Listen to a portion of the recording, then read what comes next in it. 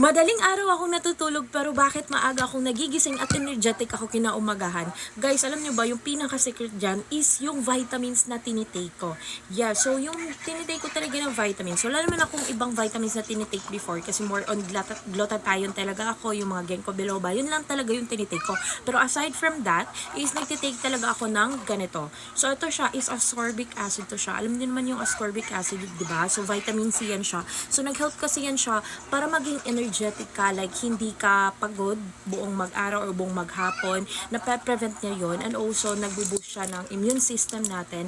Aside from that, sobrang ganda din ito kasi nagpo-promote din siya for collagen production. So kung super dry yung skin mo or what, kailangan mo talaga mag-take ng ganito. So ganito yung kulay ng capsule niya. Actually, mabibili nito siya sa pharmacy if I'm not mistaken. So ito siya, mura lang siya ngayon dito sa TikTok. Isang box ha, 94 pesos ba yun? Basta i-check ko siya.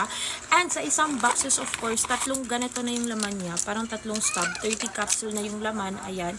And of course, kung wala ka pang tinitake na vitamin C, ikaw nang bahala kung gusto mo din tong i-take or hindi. Basta ako, ito yung tinitake kong vitamins. Kasi, nagtitake ako ng vitamins before. Yung ibang brand, yung sikat dito sa, sikat siya dati pa talaga, yung Enervon, if I'm not mistaken. And tinigil ko siya kasi parang hindi ako hiyang sa Enervon.